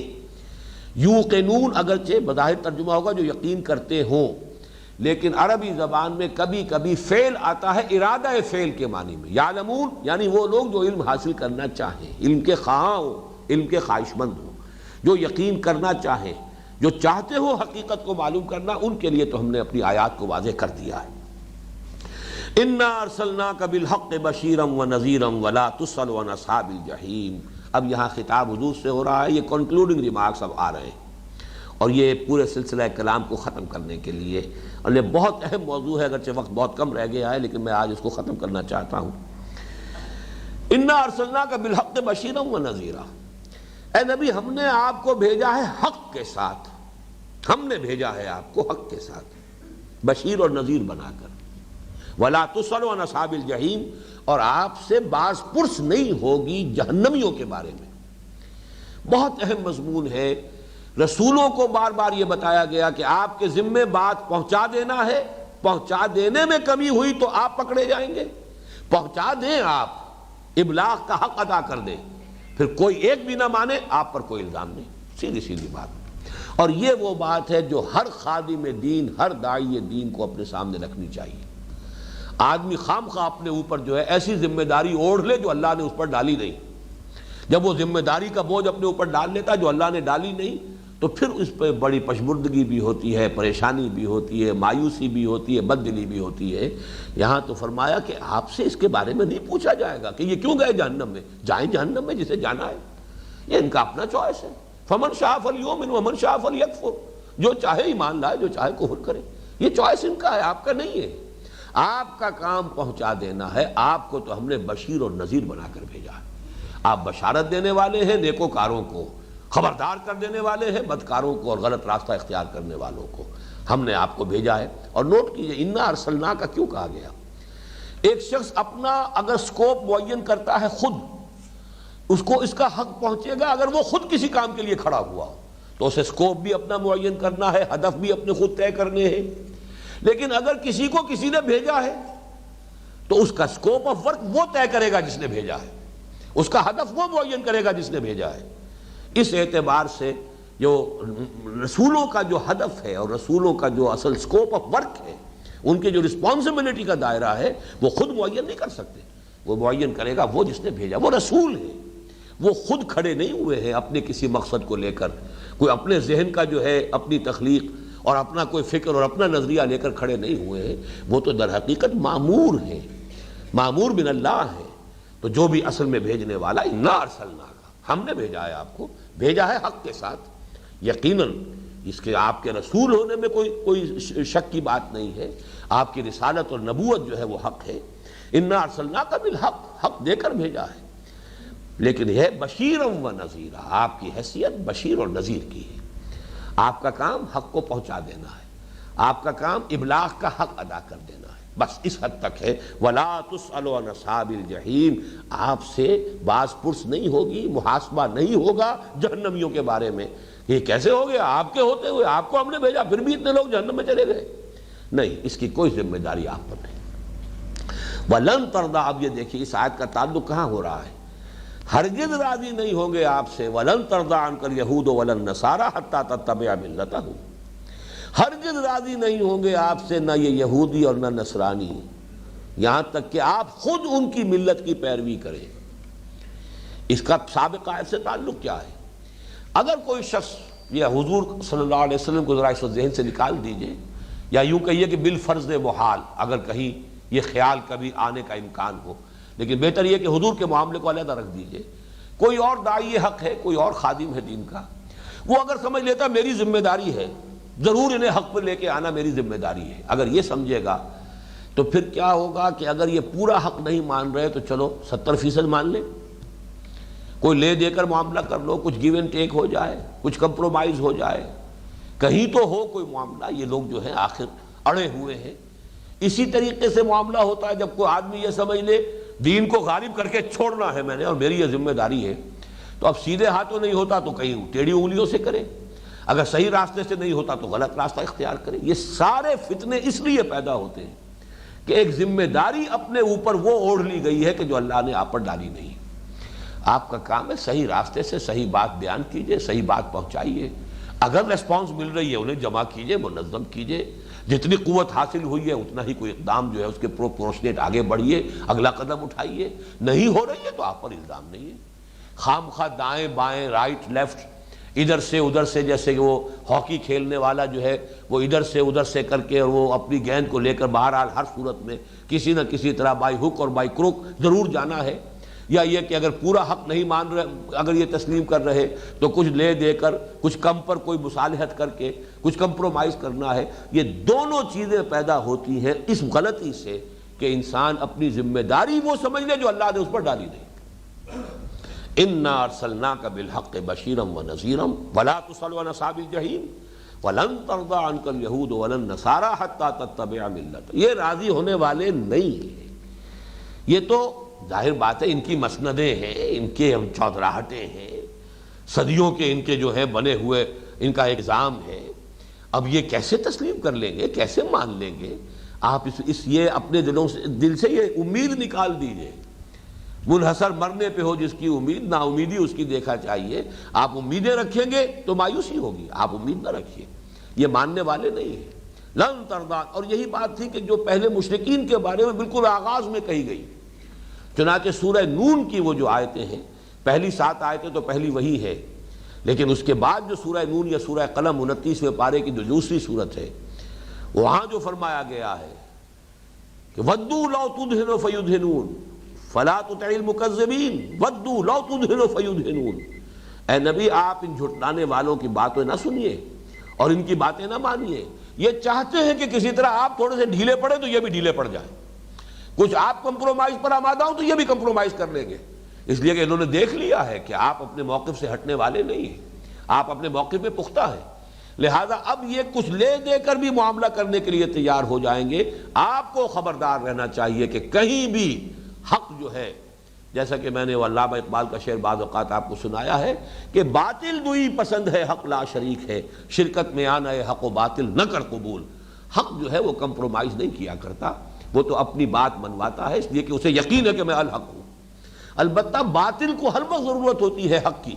کہ کوئی نہ کوئی حق کے ایلیمنٹ کو لے کر وہ کھڑا ہو، ورنہ اس کے اندر کھڑے ہونے کی صلاحیت نہیں ہے. جیسے آکاش بیل ہے، وہ کسی درخت کے اوپر چڑھ سکتی ہے، اس کے اپنے اندر چڑھنے کی، اوپر اٹھنے کی صلاحیت نہیں ہے. اسے تو کوئی درخت چاہیے، اس پر چڑھے گی. اس طرح باطل کے اندر وہ صلاحیت نہیں ہے کہ وہ کھڑا ہو سکے. ان الباطل کان زہوقا، اس کے اندر وہ صلاحیت ہے ہی نہیں. اسے حق کا کوئی ایلیمنٹ چاہیے کہ اس کے اوپر وہ اپنا تانا بانا جو ہے وہ بنے. اس لیے باطل کو ہمیشہ ضرورت ہوتی ہے. باطل دوئی پسند ہے حق لا شریک ہے، شرکت میں آنا ہے حق و باطل نہ کر قبول. وَلَن تَرْضَىٰ عَنكَ الْيَهُودُ وَلَا النَّصَارَىٰ حَتَّىٰ تَتَّبِعَ مِلَّتَهُمْ قُلْ إِنَّ هُدَى اللَّهِ هُوَ الْهُدَىٰ. اے نبی کہہ دیجئے ہدایت تو بس اللہ کی ہدایت ہے. وہ ہدایت ہے جو میرے پاس آئی ہے اس قرآن کی شکل میں، وہ ہدایت ہے جو میں تمہارے سامنے پیش کر رہا ہوں. اب جسے قبول کرنا ہے، جو ہدایت کا طالب ہے، اسے قبول کرے اور منوعن کرے. اس میں کوئی کمپرومائز نہیں ہوگا، اس میں کہیں کوئی لے دے کر معاملہ نہیں ہوگا، اس میں کہیں کوئی چھوٹ نہیں ہوگی، کسی طرح کا معاملہ نہیں کیا جائے گا. ان ھدی اللہ ھو الھدی ولئن اتبعت، اور یہ قرآن کا انداز ہے مثبت بات کہہ کر ذرا تہدید کے انداز میں بھی، اگرچہ چونکہ معاملہ حضور کا اس لیے ذرا ترجمہ کرتے ہوئے بھی زبان لڑکھڑاتی ہے، لیکن یوں سمجھیے کہ ہر داعی حق کے لیے اس کو ایک یونیورسل اصول بنا کر اگر ترجمہ کریں گے تو بات سمجھ میں آ جائے گی. وَلَئِنِ اتَّبَعْتَ أَهْوَاءَهُمْ بَعْدَ الَّذِي جَاءَكَ مِنَ الْعِلْمِ مَا لَكَ مِنَ اللَّهِ مِنْ وَلِيٍّ وَلَا نَصِيرٍ. اور اگر کہیں آپ نے پیروی کی ان کی خواہشات کی، اس کے بعد کہ آپ کے پاس العلم آ چکا، the knowledge, the true knowledge, وہ آپ کے پاس آ چکا ہے اس قرآن کی شکل میں. اب اگر آپ نے کمپرومائز کیا، اب اگر آپ نے ان کی خواہشات کی پیروی کی، اگر آپ نے ان کی آرزوؤں کو کسی درجے میں بھی جو ہے وہ آپ نے کنسیڈر کیا اور ان کے ساتھ کسی درجے میں ریکنسائل کیا، ما لک من اللہ من ولی ولا نصیر، کوئی نہیں ہوگا آپ کو اللہ کی پکڑ سے بچانے والا، نہ کوئی حمایتی ہوگا نہ کوئی مددگار ہوگا. اس سے کہیں زیادہ سخت الفاظ مکی قرآن میں آ چکے ہیں، جیسے سورہ بنی اسرائیل میں جو آیا ہے کہ اے نبی یہ لوگ تلے ہوئے ہیں. وَإِن كَادُوا لَيَفْتِنُونَكَ عَنِ الَّذِي أَوْحَيْنَا إِلَيْكَ لِتَفْتَرِيَ عَلَيْنَا غَيْرَهُ وَإِذًا لَّاتَّخَذُوكَ خَلِيلًا وَلَوْلَا أَن ثَبَّتْنَاكَ لَقَدْ كِدتَّ تَرْكَنُ إِلَيْهِمْ شَيْئًا قَلِيلًا إِذًا لَّأَذَقْنَاكَ ضِعْفَ الْحَيَاةِ وَضِعْفَ الْمَمَاتِ ثُمَّ لَا تَجِدُ لَكَ عَلَيْنَا نَصِيرًا. یہ لوگ تلے ہوئے ہیں نبی کہ آپ کو بچلا دیں اس قرآن سے جو ہم نے آپ پر نازل کیا ہے، تاکہ کوئی چیزیں آپ اپنی طرف سے گھڑ کر بھی ہماری طرف منسوب کر دیں، اور اگر ہم نے ہی، اور پھر اگر آپ ایسا کریں وہ آپ کو دوست بنا لیں گے، جنگ ختم، لڑائی ختم۔ اور اگر اے نبی ہم نے ہی آپ کے پائے مبارک جو ہیں ان کو جمائے نہ رکھا ہوتا تو عین ممکن تھا کہ بربنائے طب بشری آپ ان کی طرف کچھ رجحان پیدا ہو جاتا،